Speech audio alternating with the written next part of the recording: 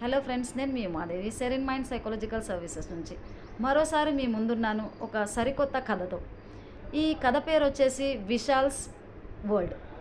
ఈ కథలో విశాల్ గురించి మనము అతని ప్రవర్తన గురించి, వాళ్ళ తల్లిదండ్రులు తనతో చేసిన బిహేవియర్ గురించి, అండ్ తన ఎలా మారాడు టీచర్ యొక్క సాంగత్యంలో, స్కూల్లో ఉన్న ఎన్వైరన్మెంట్ని బట్టి అనేది ఈ కథలో మనము మాట్లాడుకుందాం. సో విశాల్ ఫాదర్ వచ్చేసి ఒక సైంటిస్ట్ అండ్ మదర్ వచ్చేసి ఒక సర్జన్. అయితే విశాల్ పుట్టినప్పటి నుంచి కూడా తన ఏజ్ గ్రూప్ వాళ్ళతో కొంచెం డీవియంట్గా ఉండడము, అంటే వాళ్ళ ఏజ్ గ్రూప్ వాళ్ళు ఎలాగైతే బిహేవ్ చేస్తారో, మాట్లాడతారో అలా ఉండకుండా కొంచెం యూనిక్గా ఉండేవాడు. ఈ ప్రవర్తన వాళ్ళ తల్లిదండ్రులు కొంచెం అన్హ్యాపీగా ఫీల్ అయ్యేవాళ్ళు. వాళ్ళకి ఏం అర్థమయ్యేది కాదు, ఈ రకంగా ఎందుకు ప్రవర్తిస్తున్నాడని. సో ఫైనల్లీ బాబుని తీసుకొచ్చి వాళ్ళు ఒక వెల్ఫేర్ సెంటర్లో జాయిన్ చేస్తారు. సో అక్కడ ఏంటంటే తనకి స్కూల్లో జాయిన్ చేసినప్పుడు కూడా తను ఎవరితో మాట్లాడేవాడు కాదు. తను ఏ చోట అయితే కూర్చునేవాడు, మార్నింగ్ టు టెల్ ఈవినింగ్ తన పని ఏంటో తాను చేసుకునేవాడు. ఎవరితో కలిసేవాడు కాదు, మాట్లాడేవాడు కాదు, పలకరించేవాడు కాదు. సో ఆ స్కూల్లోకి ఒక టీచర్ వచ్చారు. తను ఏంటంటే మెంటల్లీ ఛాలెంజ్డ్ పిల్లల కోసం అని చెప్పేసి స్పోర్ట్స్ అండ్ ఆర్ట్స్కి సంబంధించిన టీచర్ అనమాట. సో ఈ బాబు బిహేవియర్ చూసి తను వీక్లీ ఒక 1 అవర్ ఆ బాబుతో, విశాల్తో గడపడం మొదలుపెట్టింది. సో విశాల్ని తను బాగా ఎంకరేజ్ చేసేది. ఒకరోజు తాను విశాల్కి ఒక రూమ్లోకి తీసుకెళ్ళేసి ఆ రూమ్ మొత్తం మంచి మంచి బొమ్మలతో, కలర్స్తో, ఆట వస్తువులతో ఉంది. విశాల్కి చెప్పింది, నువ్వు వీటితో ఆడుకో అని చెప్పేసి. విశాల్ చాలా సంతోషపడిపోయాడు. ఉత్సాహంతో ఆ రూమ్లో వెళ్ళేసి మొత్తం పెయింటింగ్స్ అన్నీ వాడేసి అర్థం పర్థం లేని బొమ్మలన్నీ వేశాడు. కానీ టీచర్ మాత్రము ఏమాత్రం తన్ని డిస్టర్బ్ చేయకుండా, ఇలా వేసావు అలా వేసావు అని ఎలాంటి నెగిటివ్ కామెంట్స్ ఇవ్వకుండా జస్ట్ అలా వదిలేసింది. బాబుకు తన ప్రవర్తన బాగా నచ్చింది. అంటే ఇంట్లో వాళ్ళు తను చేసే బిహేవియర్ని చూసి రిస్ట్రిక్ట్ చేస్తూ ఉండేవాళ్ళు. బట్ ఇక్కడ అలా ఏమీ ఉండకుండా ఉండడం తనకు కొత్తగా అనిపించింది. సో ఇలా కొన్ని రోజులు గడుస్తూ ఉన్నాయి. అదే స్కూల్లో తనకి ఇంకొక ఫ్రెండ్ కూడా పరిచయం అయ్యాడు. ఫ్రెండ్ అంటే గార్డెనర్ శివయ్య అనే అతను. మొక్కల్ని ఎలా పెంచాలి, పక్షులు ఎలా ఉంటాయి, జంతువులు ఎలా ఉంటాయి, వాటితో మనం ఎలా బిహేవ్ చేయాలి, జంతువులకి ఎలాంటి ఎమోషన్స్ ఉంటాయి, వాటిని ఎలా అర్థం చేసుకోవాలి, ఇలాంటి విషయాలన్నీ కూడా విశాల్కి బాగా చెప్తూ ఉండేవాడు. విశాల్కి ఆ స్కూల్లో బాగా నచ్చిందంటే ఆ టీచర్ తనని మిస్ యాంజిల్ అని పిలిచేవాడు. అండ్ శివయ్య సాంగత్యంలో కూడా ప్రకృతిని గురించి బాగా నేర్చుకోగలిగాడు విశాల్. తర్వాత కొన్ని రోజులకి మేడం వచ్చేసి మిస్ యాంజిల్ తనకి ఒక చిన్న టాస్క్ ఇచ్చింది. అన్ని వస్తువులు, షేప్స్, ఆబ్జెక్టివ్స్ ఇవన్నీ ఇచ్చేసి తనకు చెప్పింది, ఒక మంచి నగరాన్ని నువ్వు దీంతో నిర్మించు, అంటే ఒక చిన్న బొమ్మలతో ఒక ప్లేస్ని, అంటే లొకేషన్ని చేయమని చెప్పింది. సో విశాల్ వచ్చేసి దాన్ని బాగా ఆలోచించి ఒక cities, streets, plants, trees, park, hospitals ఇలా చిన్న ఒక నమూనాని తయారు చేశాడు.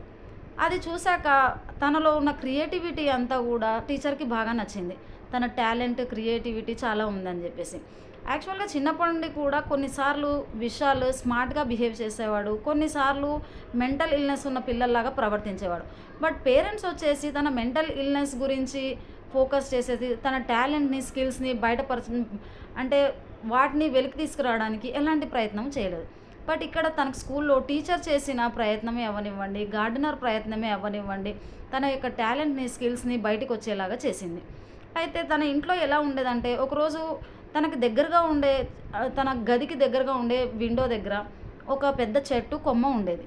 అయితే తనకి యాజ్ యూజువల్ ప్రకృతి అంటే బాగా నచ్చడం వల్ల తను ఆ చెట్లతో మాట్లాడడము, ఉండడము అవన్నీ చేసేవాడు. కానీ వాళ్ళ మదర్ వచ్చేసి పేరెంట్స్ ఆ బాబు కొమ్మ ఏమైనా ఎక్కుతాడేమో, కింద పడిపోతాడేమో, దెబ్బలు తగిలించుకుంటాడేమో అని చెప్పేసి ఆ కొమ్మని నరికేశారు. ఇలాంటి చర్య వల్ల విశాల్ చాలా బాధపడ్డాడు. ఆ కొమ్మని తీసుకెళ్ళి స్కూల్లో ఉన్న గార్డెనర్ శివయ్యకు ఇచ్చాడు. వాళ్ళ టీచర్తో కూడా చెప్పాడు, ఇలా చేయడం నాకేమీ నచ్చలేదు మిస్ అని తనతో తన బాధనంతా కూడా షేర్ చేసుకున్నాడు.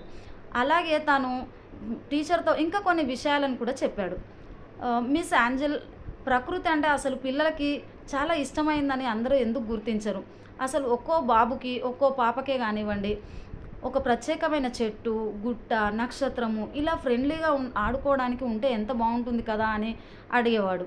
అండ్ కొన్నిసార్లు ప్రకృతిని ఎలా అతను డిస్క్రైబ్ చేసేవాడంటే, శివయ్యతో కూడా చెప్పేవాడు, ఆకులన్నీ గ్రీనిష్గా అవ్వడానికి వసంతం వచ్చి అలా ఎంత బాగా చేస్తుంది, అండ్ కొన్నిసార్లు నెక్స్ట్ సీజన్లో వచ్చేసి ఆకులన్నీ అలా విహారం కోసం అని వెళ్ళిపోతాయని చెప్పేసి, అండ్ ఒకే ఆకు ఉన్నప్పుడు దాన్ని చూసేసి పాపం తను ఒకతే లోన్లీగా ఫీల్ అవుతుంది కదా, తన ఎమోషన్స్ ఎలా ఉంటాయి అని అలా తన ఫీలింగ్స్ని ఎమోషన్స్ని అన్నీ షేర్ చేసుకునేవాడు.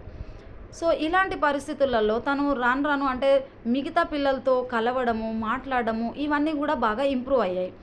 So end of the day annual day ఒకటి జరుగుతుంది స్కూల్లో. సో అప్పుడు తన పర్ఫార్మెన్స్ చూసేసి అసలు వాళ్ళ పేరెంట్స్ కళ్ళలో నీళ్ళాగవు. మేము ఈ బాబులో ఇంత టాలెంట్, ఇలాంటి స్మార్ట్నెస్ ఉన్నా కూడా గుర్తించలేకపోయాము. ఈ స్కూల్లో టీచర్ చేసిన పని మేము చేయలేకపోయామే అని చెప్పేసి గ్రాటిట్యూడ్గా టీచర్ దగ్గర వచ్చేసి చేతులు పట్టుకొని ధన్యవాదాలు అని చెప్పేసి అంటారు.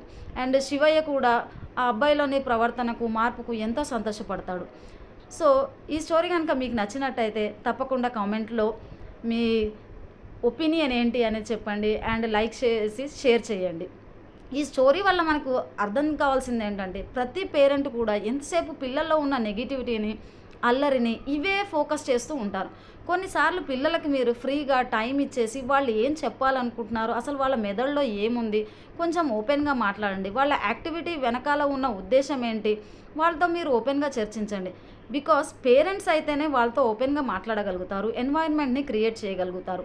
టీచర్స్ సెకండరీ, బట్ పేరెంట్స్ దగ్గరే ఇంట్లో పుట్టడము, పెరగడము అంతా వీళ్ళ చేతుల్లో జరుగుతున్నప్పుడు వాళ్ళ గురించి చాలా బాధ్యతగా ఉండాల్సిన అవసరము ఈ రోజుల్లో పేరెంట్స్కి ఎంతైనా ఉంది.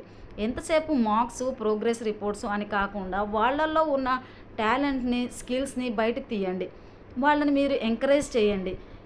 ఆ బాబు అయితే Vishal end of the day annual day తర్వాత అసలు ఇంటికి వెళ్ళడానికి కూడా ఇష్టపడు. స్కూల్లో ఇంత మంచి ఎన్వైర్న్మెంట్ ఉంది కదా అని ఫీల్ అవుతాడు. ఎందుకు అలా అయ్యాడంటే ల్యాక్ ఆఫ్ పేరెంట్స్ బిహేవియరు, తన పట్ల ఉన్న నిర్లక్ష్యమే అవ్వనివ్వండి, నిరుత్సాహం పరచడమే అవ్వనివ్వండి, ఇలాంటి వాటి వల్ల తనకి ఇంట్లో సంతోషాన్ని పొందలేకపోయాడు. స్కూల్లో టీచర్ ఇచ్చిన ఆనందాన్ని కనుక ప్రతి ఒక్కరు తమ పిల్లలకి ఇచ్చినట్లయితే వాళ్ళు ఎంతో ముందుకు ఎదుగుతారు. వాళ్ళలో ఉన్న టాలెంట్ని గుర్తించండి. థ్యాంక్ యూ వెరీ మచ్ అండి.